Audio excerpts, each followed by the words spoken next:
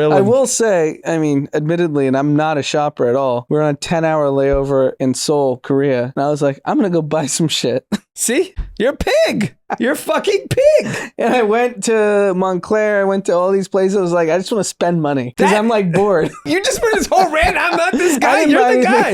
You're literally that guy. No, but I get the mentality. I was so fucking miserable sitting in this airport for 10 hours. Made you happy. Yeah. Like, fuck this. Give me that $1,000 jacket. You know what? Give me 3. 1,000. I wish it was 1,000. Montclair's expensive. Yeah. That's what I'm saying. It's just like you felt good. I'm going to sit in this airport and I'm going to spend money. And I got one on them. Yeah. My 10-hour layover. Yeah. They cleaned you out.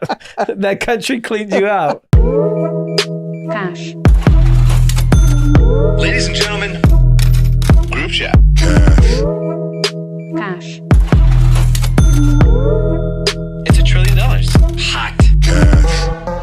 Ladies and gentlemen, welcome back to Group Chat, #1 podcast in the world. We talk about Christmas. You know, I was a Grinch last episode. I was annoyed. I saw the joy in my kids' faces. Yeah. I'm all in on Christmas now. I'm no longer the Grinch. You're back. I'm back. I've been saved. We also talk about the now infamous Kathy hat that was spotted over the weekend. Mm-hmm. And maybe we should sell it. Should we sell it? Yeah, why not? All right, look out for that. We'll put that hat for sale. Then we talk about holiday travel. Anand wants to pull Southwest into Congress. Yes, 100%. I say nothing's going to happen. Then we talk about China is finally reopening. Big news, but scary as well. Holiday sales are up. Spending was never been better. And then finally, Elon. Can't do an episode without talking about Elon. The stock is sliding. It's kind of scary. It's in a free fall. What will happen next? Let's get into it. All right, everyone. Welcome back to after that Christmas weekend. I'll tell you, in sunny Southern California, on Christmas Day, I was at the beach in Orange County. It was 77 degrees.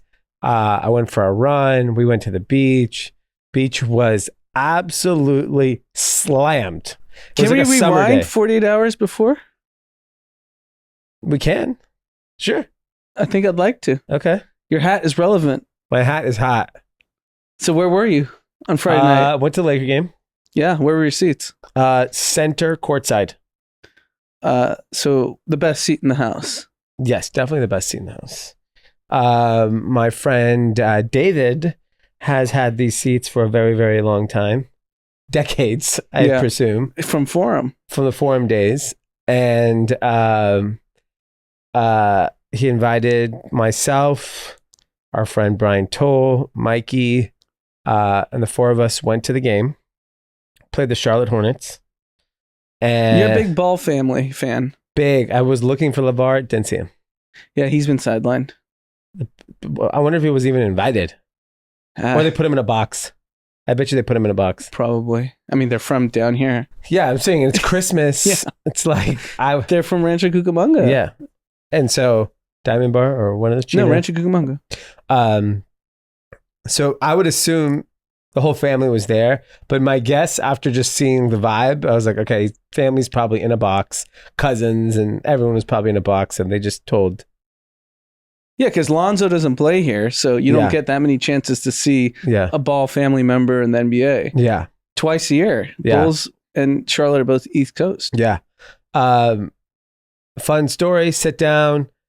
And a young woman comes up to me. She goes, I'm a Kathy. I run social media for the Lakers. Wow. Photographer, taking incredible pictures of the game.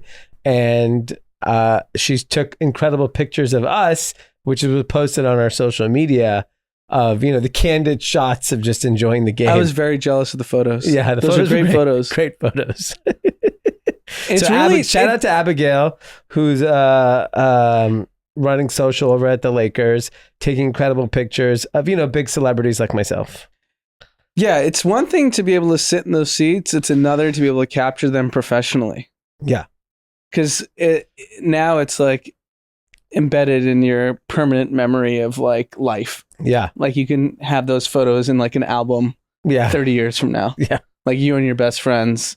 It's Courtside. casual Friday night. It's really cool. Yeah, it was really cool. Thank you, Abigail, for the pictures.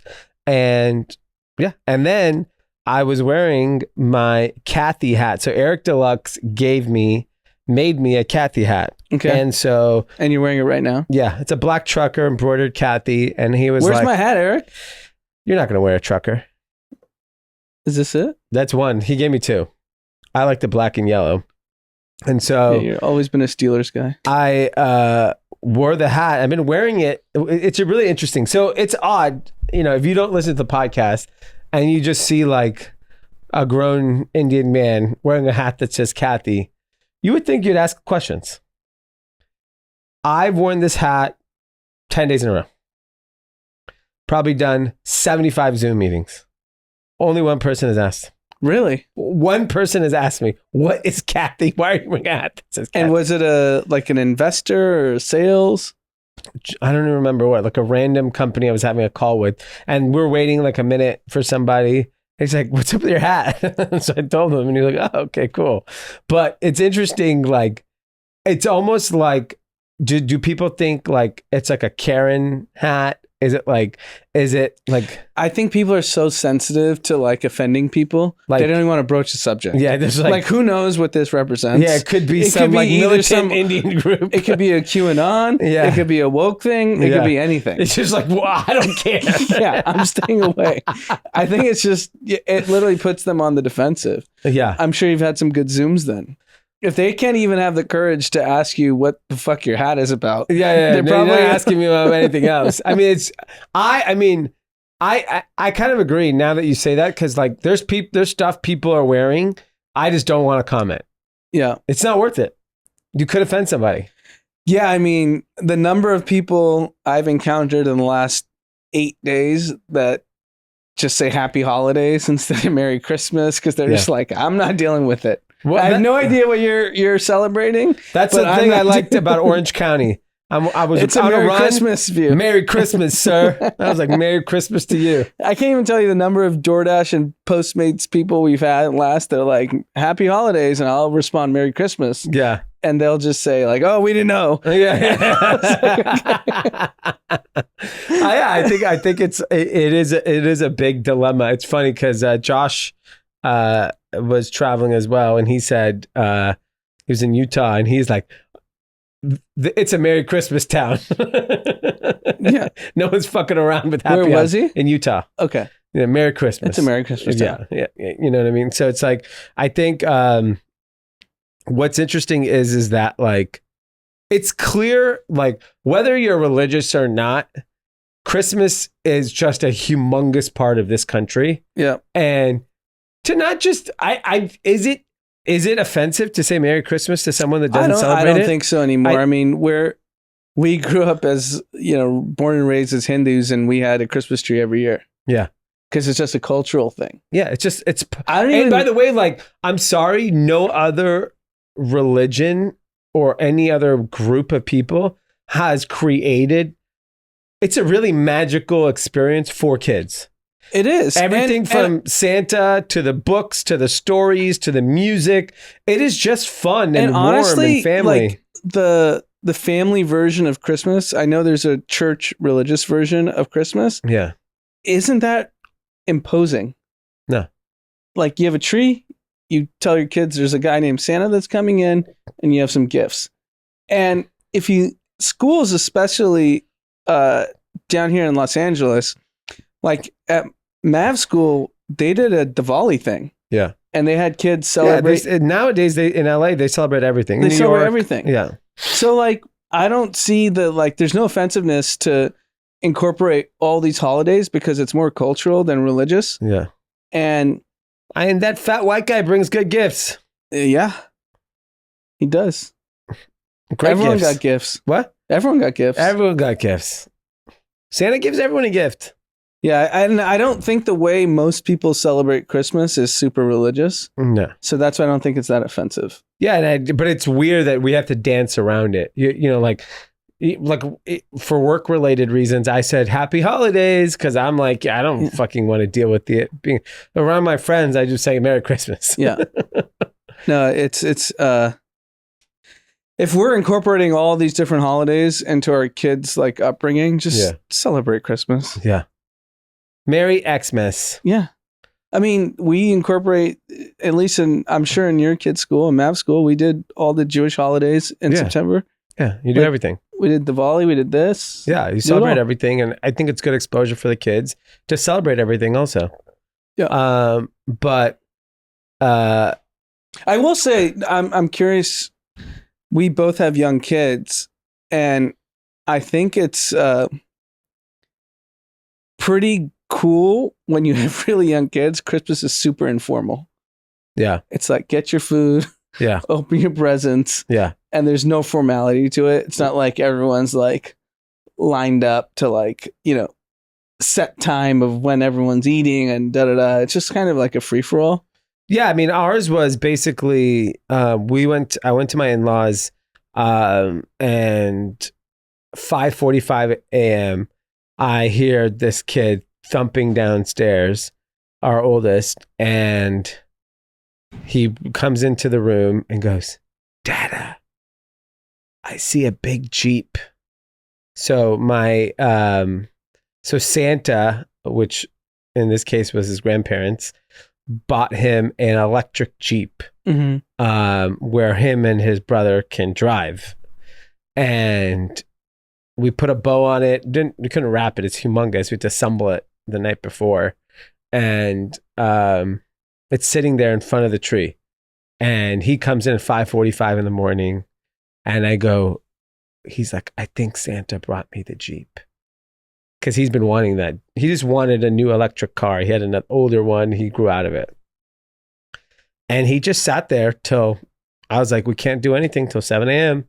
Like, you'd have to sit here. So finally, I tortured him for like 45 minutes. So he just sat in your guys' bed? Yeah. And then at 6:30. But talking the whole time? He was just looking at me like, he was very excited. I could see him, his joy. And then our youngest woke up and he's screaming, yelling in the room. So finally get him, and then we all go. And the joy of Christmas and kids is just unbelievable. Just like, and even yesterday, we were coming back from dinner and at Ali's house, and he was like, "I love Christmas so much." I was like, "Still? Like, we've been celebrating for 5-6 weeks." He came home to some gifts, and yes, he needed more gifts. And I was like, it never ends. And so it's fascinating, like the power of Christmas.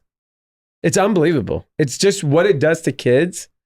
And then I see on social media all these, like, I'll call it horrible parents coming in with the Grinch into their house. I don't know if you saw this on TikTok. I didn't know. People have, like, parents are coming dressed as the Grinch, so like they're 3-year-olds, and then taking all the presents, and the kids are just frantically crying. Why?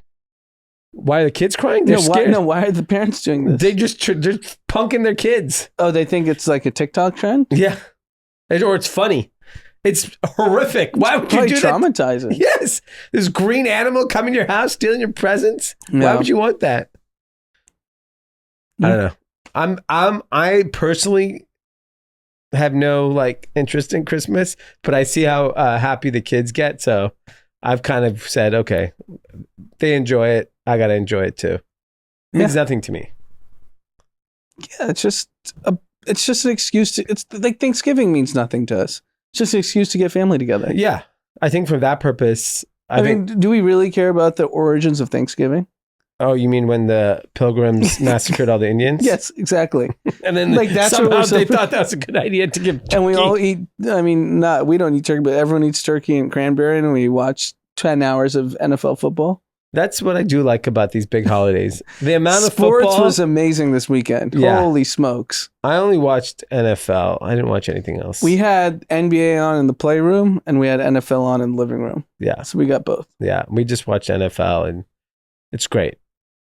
It's unbelievable. Yeah. And even the games weren't even that good, but it's still. Yeah. It's just something to do. That's great. And I think the big news of the weekend, though, has been the absolute chaos in travel. So leading up to Christmas, we had heard that people were dealing with some of the worst snowstorms we've seen in, some people said, in a generation. Yet, I don't think anyone really changed their travel plans, except one person. Mhm. One person we know pretty much outsmarted the rest of the country, and that is Drama. Drama did not hop on a plane to go to Ohio because of the weather conditions, which is the rational thing to do.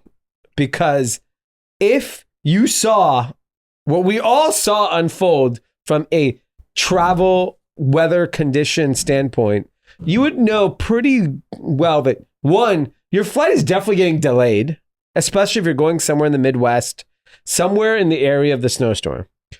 Airports are already so crowded during the holidays. It is not a good time of year to travel, especially if you don't have children. There's no reason to travel this time of year. You could wait literally in 8 days and the whole fucking airport will be empty. Full peace. Yes. So if you're not bound by Christmas vacation or whatever, and we also know that like travel has just been insane the last year because people are getting back to their, and so, you know, you're making a conscious decision if you choose to travel during these times that it's going to be a little bit more difficult than normal. Then you add on this once in a generation snowstorm. Then the weekend starts unfolding. Last week on Wednesday, Thursday, we had people in the office. Flight got delayed a few hours. Flight got delayed till the next day. But somehow everyone kind of eventually took off. Then the day after Christmas happens, and Christmas Day, complete fucking chaos.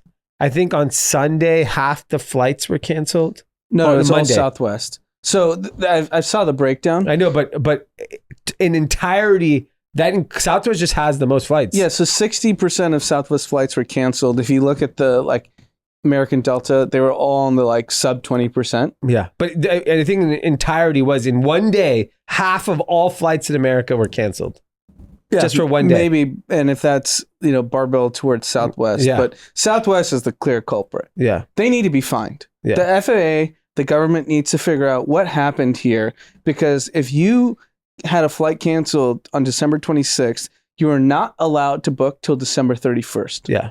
So you're not traveling till the new year. Yeah. So Jordan, who works with us here, he was supposed to take off today, got stuck for 5 hours at the airport, and then his next flight opportunity is New Year's Eve. Yeah. So it's not like that for every other airline. Every other airline, it's like 8-10 hour delays, Yeah. but you're getting out Yeah. at some point. So my guess is there could be a software issue, a shortage of staff. Those are the main two reasons why. Yeah, and it's inexcusable because they've got $3.1 billion of subsidy in the pandemic. Like, you've taken government money, so you need Yeah. to be like Yeah. a service to Americans. But to be fair, there was, where they're located, specifically in the Midwest, where a lot of their flights go through, it was a disaster. I mean, American has hubs in Dallas and all the same places. Like, it's inexcusable, and something needs to be done. Like, this is not okay. That if one airline is specifically the reason why we have this 50% cancellation, because it's not the other airlines. Yeah. Look at the data; it's not. On Monday it was everybody though. Monday was everybody. Fine, but now no today, other airline's telling people 6 days you can't travel. Today it's definitely Southwest. Yeah, and they're saying for 6 days you can't travel. There's an article today that every Southwest flight from California has been canceled. Yeah, Southern California. Yeah, Southern California. Yeah, and I'm sorry, you take government subsidies and you can't deliver to American passengers. Yeah, there needs to be fines. There needs to be investigations. Yeah, well, they definitely where's Mayor Pete? He doesn't know what he's doing. He's not good. He fucked up the ports, and now he's not going to do anything here. Yeah, he's not good. I don't know why everyone thinks this guy is good at anything. Mayor Pete needs to come out and talk about travel. Yeah, like this has affected pretty much like any family that's wanted to like see other family in a different part of the country. It comes down to, like, unfortunately, you just have to make that decision. Do you want to deal with holiday travel? Yeah, I agree. That's fine. But most families with kids in school and people with jobs don't have the flexibility to travel any other time. No, I agree. I'm just saying you don't get to travel then. This is unfortunate. Yeah, but I mean, how many times do you get to see grandma? don't leave fucking where you came from. Stay close. Stay close. We never left. We haven't left 10 miles our whole life. I agree. We're very unique in the sense that we get to see our mom every week. But yes. And that was a conscious decision I made, my wife made, you made, your wife made, that we wanted to be close to home. Yeah. So if you're not close to home, I can't help you. your days are numbered. Yeah. Just say goodbye. I mean, I don't know what to tell you. Like, this is good. You think these problems are going to get fixed? No, they're going to get worse. Way worse. Because we had record heat over the summer. Yeah. We had record Arctic, What do you, this freeze. winter's going to be till June. I mean, next year it's going to be triple. Yeah. That's my point. Is it's Especially not getting, with global warming. and we have dumber people running things. Yeah. Progressively dumber. So how do you think, you just cannot leave your house. We've had 2 weeks of healthy kids because we've done nothing. Our kids can breathe. They're happy. And we haven't done shit. They got a Range Rover. They got the Range Rover. They can just go around the block and that's it. You can't go anywhere. By the way, the one flight my family and I took during Thanksgiving, the kids got fucking so sick. You know what I mean? Like, it is so difficult to travel, especially we're coming from the perspective of parents. If I was a single person and I got stuck, I'd go drive to another city, get another flight somewhere I agree, else. but it's the same distress, meaning like that's their reality. They were like, I was supposed to be in Vegas tomorrow. Now I'm stuck in San Jose. Yeah. They're not happy, even though they don't understand the plight of having kids. No, and being I able to get do it. And I'm not saying that there's any excuse that they should suffer and go through that. It's fucked up for everyone. It's just unfortunate timing. I mean, I've known since I was been able to travel as an adult by myself that, like, if you travel in August, you travel in Christmas, you travel in Thanksgiving, it is a much harder time of year to travel. Now, with all of the challenges that we have from a logistics standpoint as a country, which is like, you can't even get inside LAX. We should. You know how hard it is to actually park your car inside the damn. Timestamp this because I'm gonna predict that next winter is significantly worse in flight cancellations than today. Yeah, and the thing is if weather's getting more extreme. I mean, we were in Vegas last summer, right? July of last year. Our flight couldn't take off because the tarmac was too high. Right. Yeah. It was 120 degrees and the tires would explode if you took off. It's not going to get colder. Yeah. I think weather is going to play a humongous part in the way we travel in the future. Yeah. And weather's getting worse. Yeah. And I don't think worse. does anyone want to take off in the middle of a winter storm? I don't. And no one's, there's no innovation in aviation. Yeah. Well, I mean, you also like, what risk do you want to take? Oh, I got a winter storm plane. Pass. I'm not. I don't care. I'll miss my trip to go. I don't want to fly through a winter storm. Yeah. It's I mean, man, can you imagine being stranded with young kids for 5 days because you can't take off? Yeah. I mean, go be a divorce attorney. You can pick up some clients real quick. Go to the airlines. Go to the cities where the most cancellations. I mean, if your kids are 12 or 14, it probably doesn't matter. You guys just make the most of it. It's also financial. How do you afford to do that? Yeah, it's so expensive everywhere right now. They're not paying for the hotels. Southwest says they are. For 5 days. They said they're paying for... I mean, imagine if in some of these expensive cities. Yeah. Imagine LA. Yeah. I mean, I can't imagine any of the hotels by LAX are less than $300 a night. Not now. No way. It's probably exploded now. Because everyone's stranded. Yeah, it's unfortunate. Obviously, like, I mean, Southwest will have a lot of... They need to show in front of Congress. You fucking bring Zuck in. Yeah. You bring Tim Apple. Yeah. Whoever the CEO of Southwest needs to show up in Congress and explain what happened. Yeah, you don't even give peanuts anymore. Give those pretzels. Well, that's an allergy thing, right? Yeah. Pretzels are gross. Southwest is gross. Southwest is gross. Can I tell you why? It is very convenient, though. No, I'll tell you why Southwest is the biggest sham of all. And I'm piling on now. So our most traveled destinations, if you live in LA, it's probably Vegas or San Francisco, right? Vegas. And Southwest was like the cheap option 20 years ago. Yeah. It's no longer the cheap option. Yeah. It's the same price as American, Delta, Alaska, United. They're the exact same price. And do you know what you're risking when you fly Southwest versus those other airlines? This is an airline hack for everyone.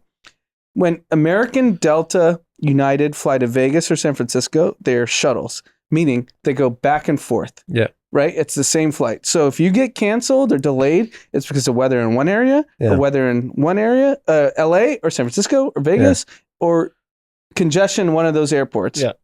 If you're Southwest, they have the same aircraft for Going the all entire over the country. place, yeah. So your flight could be coming from Texas, Oklahoma, Kansas, like you name it. So you're opening your liability up to the entire country. Whereas if you fly any of the airlines, it's just a shuttle. It's just between a two cities. frequency of flights, though. Like I take Southwest to Vegas or San Francisco purely because if you want to move your 9 a.m. to 3 p.m., there's you could do that pretty easily.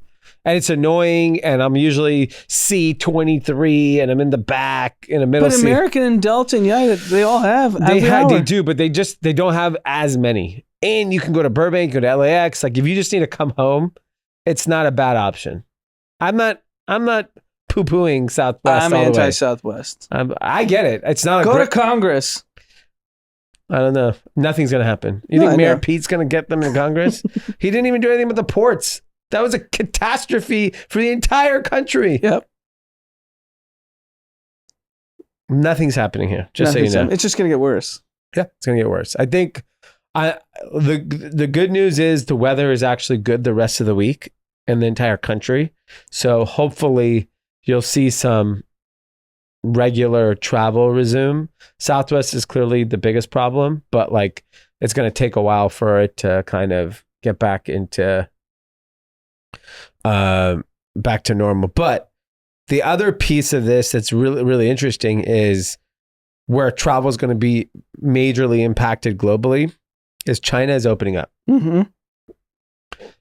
It is said that 250 million people could get COVID like any day now in China. Yep. Up to 200. I think they said. Yeah, I saw that stat. Yeah, right. And I think like on one day, 37 million people were infected. They're reopening. They are opening back to inbound travelers with, I think, no quarantine now.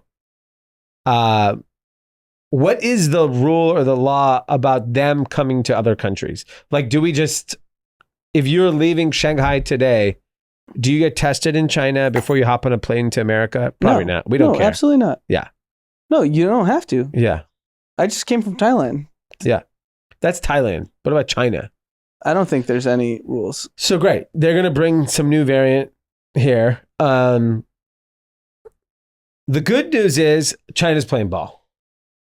It's what I said back in November, and you called me tinfoil. Which one? When Xi consolidated his emperor for life. No, but you were saying he got kidnapped. He was gone. You said all that other shit too. Don't forget all that. I said he was kidnapped. You said he was kidnapped. I said the moment he got enshrined as emperor for life, we're going to see COVID restrictions drop. So you were right about that, but you also said he was kidnapped. I said we haven't seen him. Yeah, exactly. I'll give you that. And I think the good news is, I think this is what the markets were waiting for. At least in Asia, you saw the markets pop. Here's my guess. This is the worst thing for inflation. Worst. Because here's what I actually think is going to happen for the next 90 days. I think similar to the rest of the country, because there was a Reuters article saying that transit is back to like normal state, and then locals have broke it down that that's not accurate. Obviously, like they're trying to get out this narrative that things are back to normal in China. My guess is this: if you live in China, it's very similar to what happened in LA, New York, and all the big cities that were on lockdown heavy. Is it took time for all of us to get back to normal life. We didn't just look, if you were 24 and you you're healthy, you just said fuck it, and you went back to complete normal life. But a lot of the people, like older people or families, like we went out to dinner once, we kind of saw how we feel, then we went back out again, then we went to a party. It was like a gradual kind of joining of society. I think that's what's happening in China, is that people are gradually going back out, and it's going to take, I would say, 3 to 6 months for people to get back to being somewhat normal. Unfortunately, in that time, a lot of people are going to get COVID, and a lot of people are going to get sick, and there will be deaths. That is unavoidable. And I can imagine if you thought people's immune systems in America were weak for staying home, imagine China, because they literally weren't allowed to leave their house. Yeah. So I think we talked about this, and they have an old population. Yeah. So, their deaths are going to be in multiples of what we experience in the US. Like, we had 1 million deaths, and it's obviously tailed off. Since then, post-vaccines, their vaccines are ineffective. So we're talking like you're going to see 5 to 7 million deaths in China. And how are they going to respond now, though? Yeah. What can you do? I saw Japan is requiring a negative COVID test for inbound Chinese travelers. Yeah, but we know there's an incubation period. It means nothing. Yeah, it means nothing. China being unleashed is just going to spread COVID everywhere, all over the world. And it's just something that the world also has to be comfortable with, that it's, for the longer term, it is better. Like, I do believe we want China up and running and normalized for the better of humanity. But I mean, if you think about it, just from the inflation, let's get back to the markets and economy. If we had inflation without 1.4 billion people participating in the economy, what's going to happen now? I mean, Louis Vuitton's happening. I mean, there's going to be lines out of every store. I mean, travel is going to explode. Hotels, luxury hotels. Europe and America, I think it's incredible for Europe and America. Disproportionately. Incredible for the purposes of hospitality travel. Yeah. But inflation's going to be through the roof. I think, there's a lot of these people, investment banks and analysts, talking about commodity prices are going to go back through the roof this year. I think gas prices will go. I mean, I think oil demand, if China's back, it's going to be bananas. Right? Like, we're not in a recession. Holiday spending was up 7.6%. Right.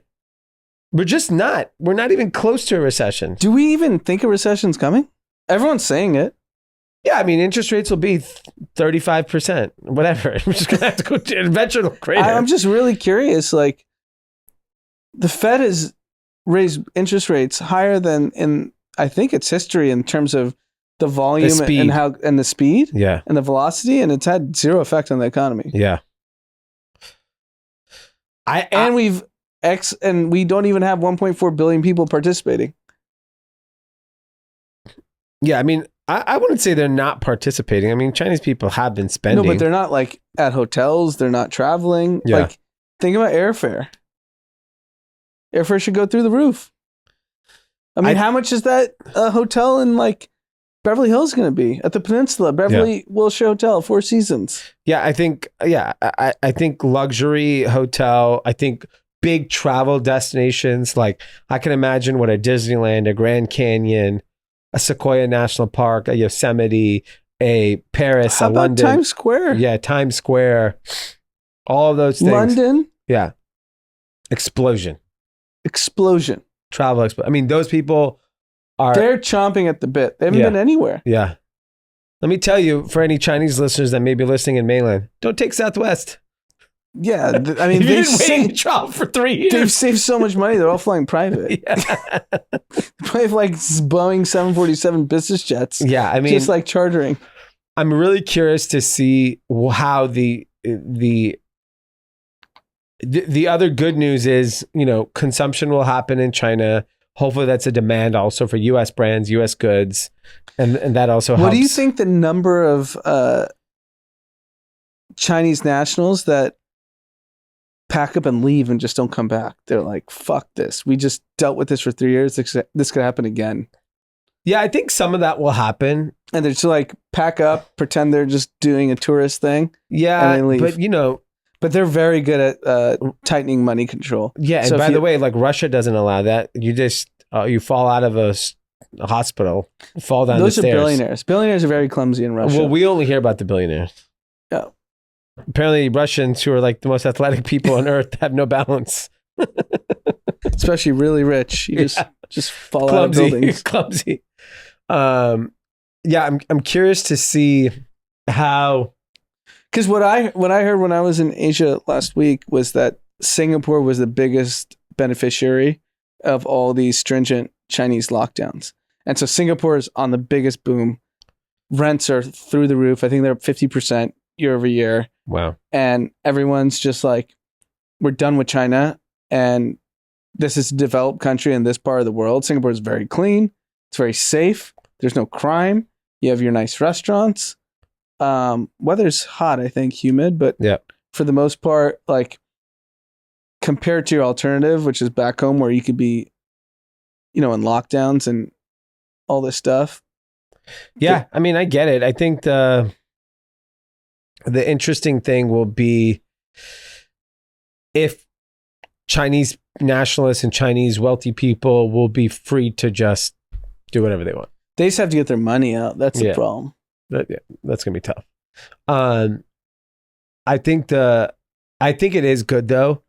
I mean, it may not be good for short-term inflation, but like we need China back to normal for this, the bull case for global economy.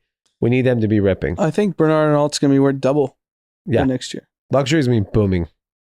And hospitality, I think, is going to continue to boom. Like, I don't see, just judging by the travel, like people knowingly knew it was going to be a disaster week and nothing can stop you. No, we're a bunch of pigs. Pigs. Nothing will stop us from traveling, getting that. Putting ourselves like up for just complete disaster. Yeah. I'm willing to do it. And the thing is like holiday sales up 7.6%. That tells you a couple things. One, the shopper loves a deal, right? Obviously, you saw deals in the market like you've never seen before. Brands that were never on sale were on sale. Very coveted items available and at prices you've never seen before. So if you offer a deal, the consumer comes out. Somehow they dig deep and they find that money and they continue to spend. American consumer is just unbelievable. Very resilient. Yeah, this is like, who's spending? What are people spending on? Clothing is huge.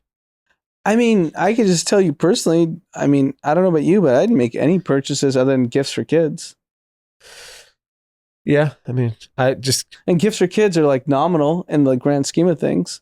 What are you buying, a $30 Fisher Price thing or whatever?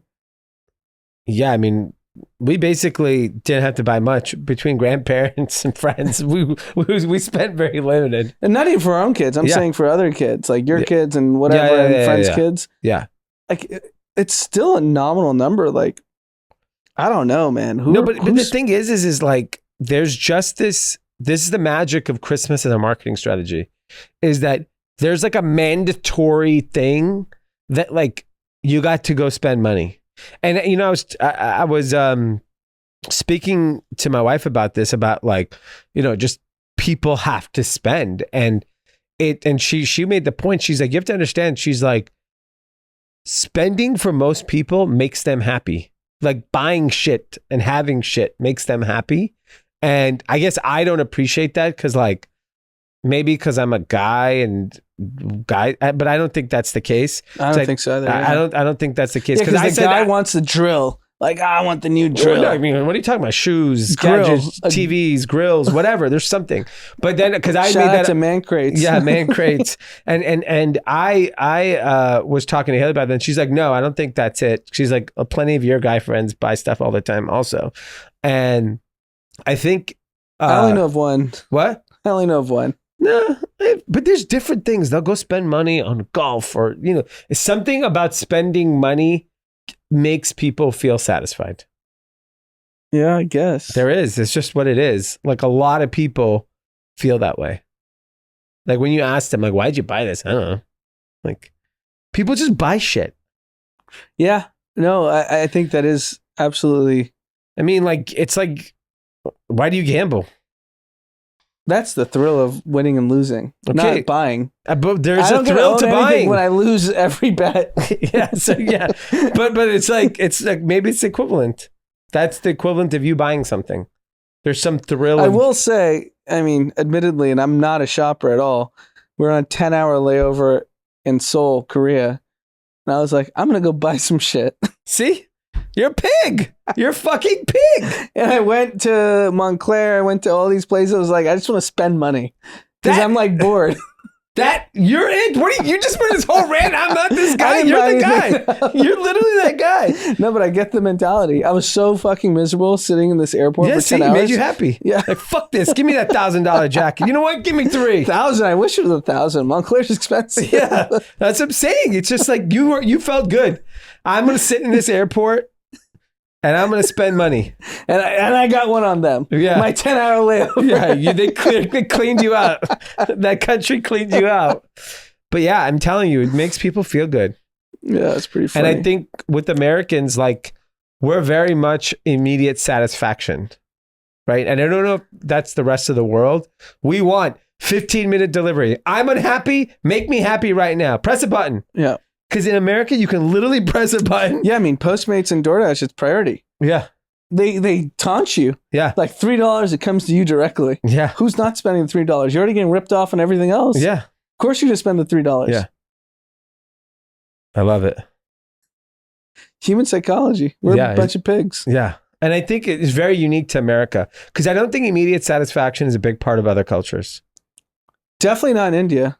They're like cheapest people on the planet. And well, you can't get anything fast. They're either. like, I'd rather wait 3 months 3 years. if I can shave off 10%. I think Europe's like that too.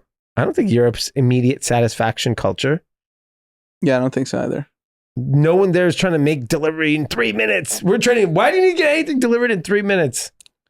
Who cares? Yeah, and the only way in India, at least for all those deliveries to happen, is it's subsidized by the companies. Yeah. The consumer's not paying for it. No. And I think we just have to come to terms with, like, it's very unique. Like, even in a recession, we're not going to see spending fall off a cliff. Yeah, I think you're right. I don't see it. I'll tell you what is falling off a cliff is home prices. So Case Shiller, who comes out with their monthly home pricing data, they do it for 20 cities in October. Guess the 3 cities where home prices have declined the most In October, in October. Arizona, state. So, No, you could do city. Phoenix, Okay, no, Tampa, Florida, no, Atlanta. no. Okay. San Francisco, 11%. That's a lot. Seattle, 8.6%. San Diego, 7%. The least declined, 0.9 Chicago. Cleveland, 1%. Atlanta, 1.4%. So San Francisco, Seattle, San Diego. Yeah. Were the biggest declines. Biggest decline. I'm kind of surprised about San Diego. I get San Francisco and Seattle. Yeah, I don't know what's happening in San Diego to speak on it. It felt like a city. And and this is what, year over year? Yeah. And San Francisco is like slowly coming back too. Yeah, I mean, let me see where. Maybe the real estate was so expensive that the Yeah. new buyers are like, I mean, LA is not even on the list of home prices. Oh, here we go. 5.8%. So Decline? right behind San Diego. decline. Declined. Hmm. Phoenix is 5.7. So it's happening. The price decline is happening. I mean, if interest rates, if you believe what Powell's saying, that these are the sustained rates through the year, those numbers should increase pretty dramatically. Yeah. It's just at what point, what is the cause for someone to sell their home if it's not for personal liquidity reasons? There's no reason.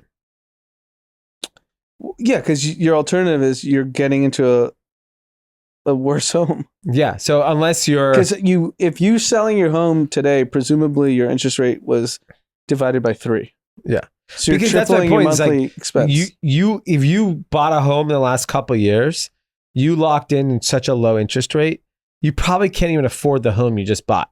Right. No way. No way, right? So what is the incentive to sell your home other than you're leaving the city or you need liquidity because of a change in your personal financials? So you lost your job, the stock market went down, whatever it is. You posted today in our chat, $11.6 trillion of wealth was lost this year in the stock market. That's a staggering number. And holiday spending was up 7.6%. So the stock market had zero impact on the way people spent. It means nothing. Why is that? Because you got stuck in an airport and you were pissed off and you spent money and it made you happy. That's why. It's psychology. Do you know why the number one thing that matters in knowing consumer spend? It's consumer confidence. And it's not actually how they're doing. It's like, do you have the confidence to continue to spend?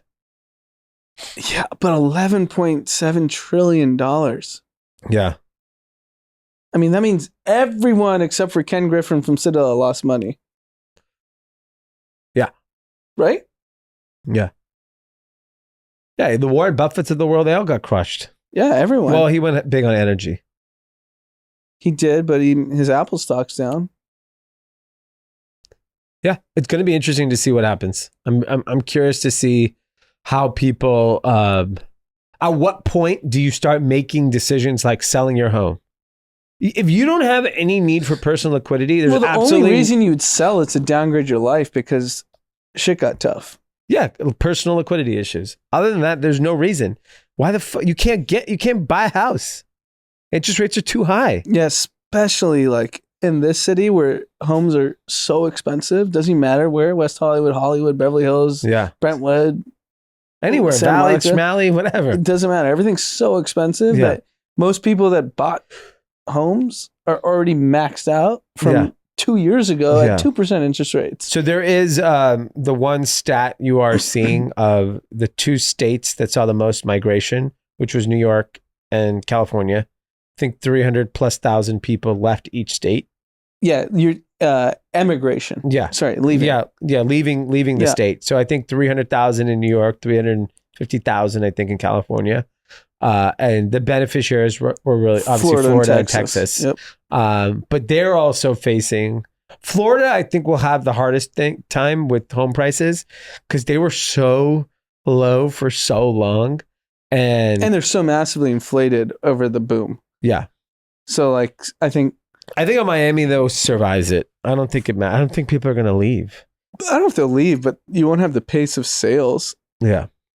Like people were buying. We have people who actually do real estate who listen to the pod in Miami. I'm curious to see if the housing market in Miami is cooled yet. Yeah, I would think it is. I'm curious. Especially with like Miami was tech crypto. They were the biggest beneficiaries of those two industries. Yeah. And both are down massive. Yeah. And weed. Weed off the books, weed is hot. Yeah. On the books, terrible. If you're a, casual side weed guy, business is great. Very interesting. All right. Last but not least, we can't do an episode without talking about Elon. So today the market closed down again. Continue growth. What happened to the Santa rally? There used to be this so-called Santa rally. The market hates Santa. You talked about all this joy Christmas is supposed to bring. Yeah. I don't know what the hell is going on. It's a free fall. It's been a free fall for a straight month. Yeah. And In addition to the last 11. I don't see the impetus to buy now. Like, why would you, as a money manager, put cash to work? It's called capitulation. Yeah. That's when you buy. But not when you know interest rates are 100%. If I'm Jerome Powell and I saw 7.6%, I wake up this morning like, fuck, it's not working. That number needs to be down. We want to see holiday spending, consumer tightens up, holiday spending down, retail decimated. But isn't this, like you said, if it's a psychological thing that you just spend because it makes you feel good and, you're stuck in an airport or whatever, you're like just miserable. Yeah. it eventually catches up because nothing in the economy is good other than people spending money. Yeah. But that's all that matters. Our entire So my point is, what it percentage catches of up. GDP is retail? Like a third? All we've seen is consumer debt rising. Yeah. Consumer spending rising. Savings is getting eroded. Down. Yeah. So eventually that converges. Eventually you run out of money. Yes. So what, 6 more months? Yeah, probably. I don't think anyone's stopping spending in the first quarter. So we know interest rates are going up for another 6 months. Definitely next 2 cycles. I think we have another 50 and 25 left. Yeah. And then if we Easter sales record. Everyone's going on spring break. Yeah. I mean, my prediction was travel cools down the first quarter of 2023. I don't. There's no signs of that. The only sign I could tell you is we were randomly, my wife dropped me off at work today. She's like, I wonder if Disneyland is busy this week. I was like, go look, see if there's tickets. There were some tickets available. And then I was like, check the week of January 9th. And she checked and she was like, wide open. Like, there's finally, but now with Chinese people coming back, that's the first place they're going. Yeah. Chinese travel will definitely bombard Disneyland. Yeah. And so, I mean, they have one there. Yeah, but there's nothing like the Anaheim mouse. It's very different. Yeah. But I think I think the dilemma will be, I don't think spending is cooling down if holiday was this strong. Or is this the last hurrah? Something's got to give. If credit card debt's rising at an all-time high, savings is declining at an all-time high. But it has savings to be zero. You have to be able, when you go to the store and it says decline, and then you can't pay to undecline your card, that's when. I will say, I was at the Grove. What are we taping now? It's 2 o'clock. So the Grove at 12:30. Wasn't that busy? Normally post-Christmas, isn't it slammed? I mean, I got parking really easily. Chenille, it's 12:30 though. It's LA. Like no one's even awake yet. But Grove's like a family place, kids. No, I don't know. Chenille from the pod was at an outlet yesterday. Yeah, he sent me pictures. The picture of the Aloe and Lulu line was bananas. It's outlet. Yeah. People are going for deals. Yeah. That's the thing is like, oh, you get to get Aloe Yoga or Lululemon on sale. You're going to buy it. Like you're going to dig deep in that savings account when you get the brand you want at a price you want. Mm-hmm. Yeah, I just don't see what the tipping point is. But I mean, I did bring up in our chat that I didn't see big performers headlining New Year's parties around the country, which typically is like their payday. Yeah, that's true. Typically, you get the Drake. He's getting paid $5 million somewhere. Yeah, you get Justin Bieber, whatever. Justin Bieber gets paid $5 million somewhere. Yeah. That isn't happening right now. Yeah. That's very curious. Yeah, no Vegas. Yeah. Nothing. I'm sure there are some. Calvin Harris. There's got to be people like that. Yeah. The Bruno Mars is in Vegas. Okay. He's big. That's big. But typically this is their payday. Yeah. Everyone gets paid on New Year's. Yeah. I think Miami still, I saw Miami as Marshmello, but those are like the typical, those guys are always at those venues. I was very curious that you didn't see, typically New Year's is like pandemonium. Yeah. Everyone, if you're an A-list star, you get 4x your rate, and it's a payday. Yeah. Interesting. But the big thing, we started the topic around the stock market, is Tesla. It might be back to Tesla. This stock is on an absolute free fall. Yep. It's down 5-10% a day. Yep. Today, I think it went down another, 8-9%. Another 52-week low. And I mean, it's getting to a point where, it went down way over 10%. The stock's now trading at 109 and after hours is $107. So market cap of the company is now $344 billion. A week ago it was $430 billion when we talked about it. In 7 days, it lost $100 billion in market cap. Unbelievable. So, shout out to Bill Gates for shorting it. Remember, we were clowning him for shorting it.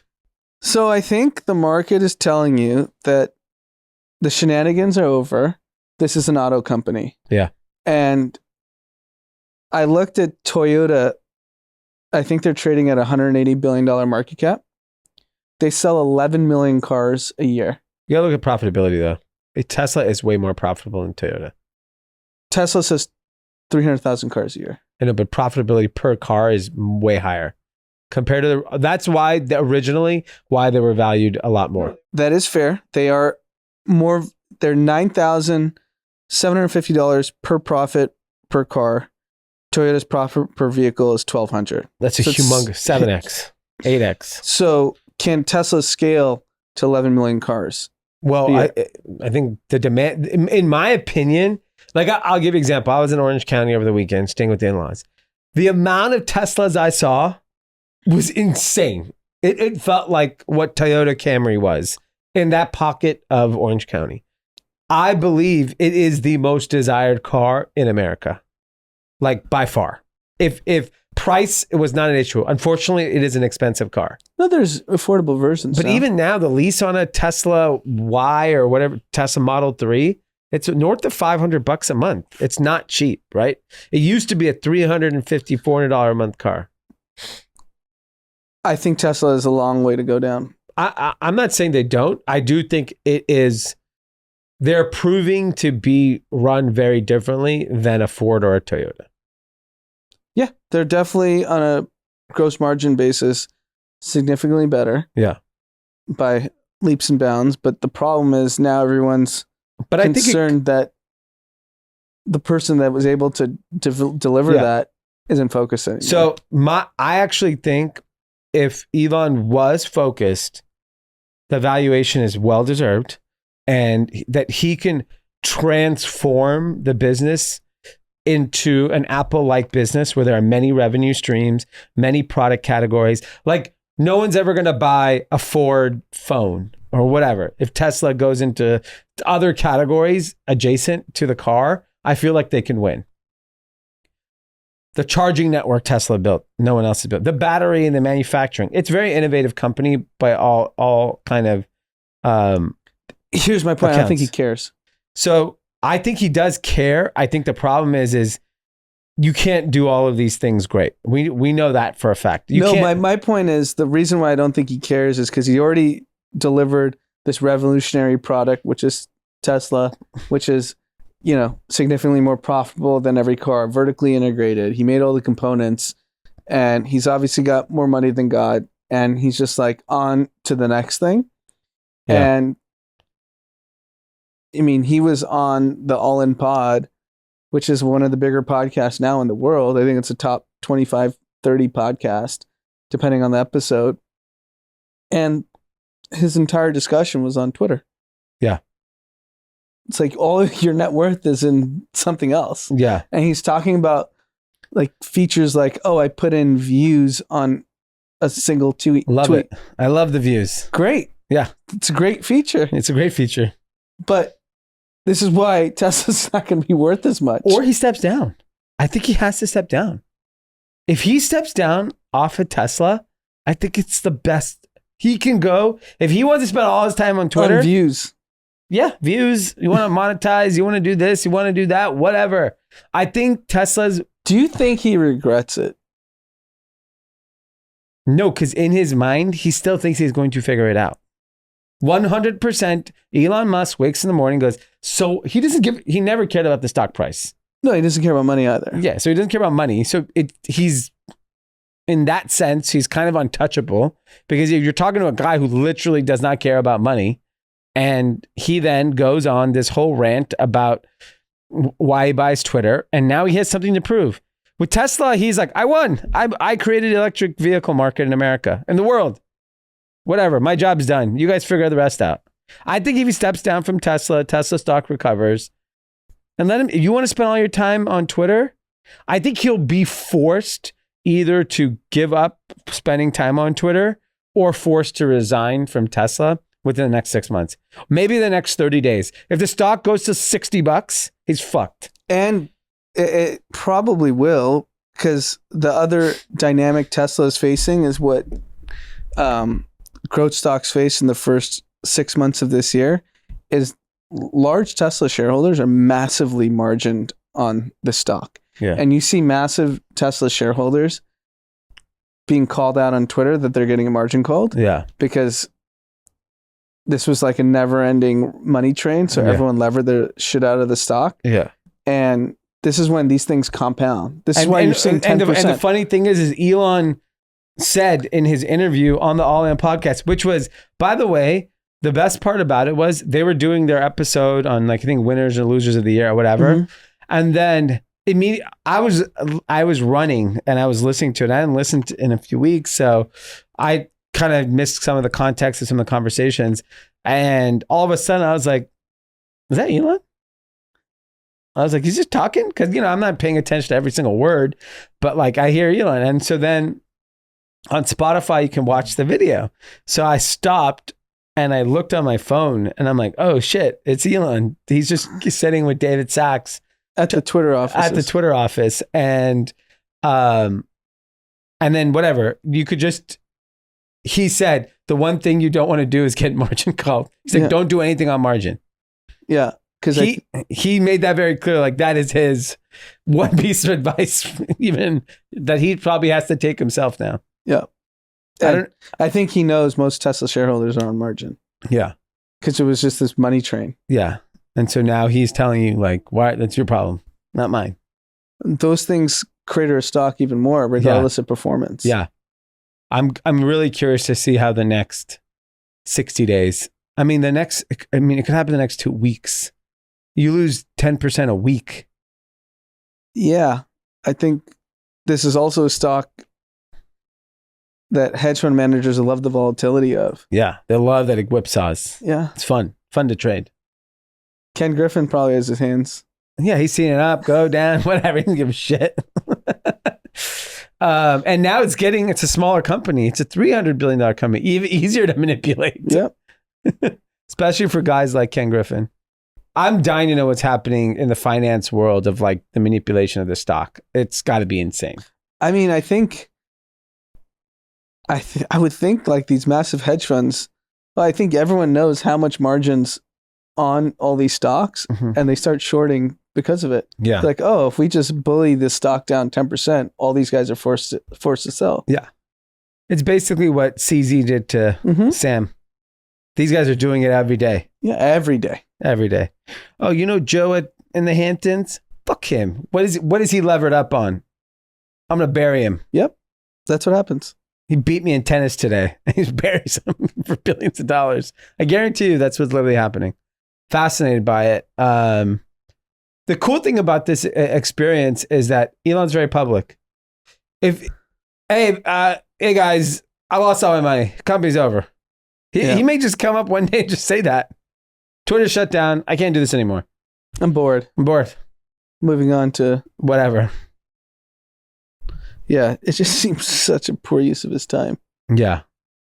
Especially like you're one of the best innovators in the history of the world, and you're like, you know what I need to focus on is telling you how many views you have on your tweet. I love it.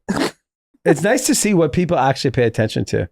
Because everyone was calling out New York Times basically for not, they have 50 some odd million followers, but their engagement is a few 100,000 per post. Yeah. Which is really interesting. That like, they're just not good on Twitter. Is that what it is? They're just not engaging. I don't know. You're saying New York Times? Yeah. But then there's like random creators. No, because like I was just, while you're talking, Unusual Whales, which has become kind of like a great finance breaking news. Yeah. They just tweeted something. Mark Cuban said per Yahoo, I want Bitcoin to go down a lot further so I can buy some. If you have gold, you're a dumb fuck. Yeah. 472,000 views. Which they is have insane. 1 million followers. Insane. So they have half engagement. Yeah. Telling you, views was a big move. Don't sleep on views. I like views a lot. Even when you just look at like, I will say views. Before the last pod, before we started recording, Drama was talking to me about wanting to tweet more. Do you think he just got? Yeah, I know he loves Elon. I think there's he hasn't tweeted in 4 years. Yeah, I think even me, I don't have the time or the mind space to be on Twitter like as a participant. But even me is like, man, if I had the time, I would be so aggressively on Twitter right now. Like if I was a Gary Vee type person, I would be on Twitter tweeting all day. Because you can now see, just because they don't like it, just, you see the engagement. You know people are hearing what you say. If you can reach 10, 50, 100,000 people. Well, it's what Instagram was great at. Yeah. I think I got to go back to the dopamine days. Yeah. All right. Well, good luck. I mean, I didn't know the stock went down to 107. It'll be at 50 soon. It could be 50 by Friday at the pace we're going. Yeah. It's nuts. So everyone, there's a price where everyone's going to dive back into the stock. Yeah, it's probably $50. Yeah. I think people make a killing. They'll drive it back up. Insane. All right. Well, that's all we have. Special holiday edition. We know it's a quiet week. I will tell you, the 9th really caught a nerve with people. Wherever I go, will say to me, the 9th. The 9th. They didn't like it. No, some people were like, the 9th is ridiculous. Some people say, I'm off till the 9th. Whatever. Wherever I've been with people who listen to the podcast, everyone comes off to me about the 9th. Really interesting. All right. And then we have a quick shout out to Kenny Kerpella. Big birthday on December 28th, turning 33 years old. Found us on TikTok and now enjoys listening to the pod at work. Happy birthday, Kenny. I hope you're working between now and the 9th and you heard this episode. Yeah, I think that's why he's doing it. He's working. He's grinding away. But yeah, happy birthday. Enjoy 33. Those are golden years, the 30s. It's great. Great Great years. times. Anything else? I think we're good. All right, everyone. Always great to catch up. We will see you here back on Thursday. I think Thursday should be our winners and losers of the year. And then do prediction the first week of Jan. I'm out Thursday. Oh, you are. Maybe Drama and I's biggest winners and losers. No, I got to be on that. Fuck that. Why can't you do the pod? What's that? Do the pod when you land. 2 kids traveling. You There's got no help. pod. Don't act like you're flying solo there. There's been some hiccups on that. Put on your Montclair and suck it up. All right, we'll see you back Thursday either way.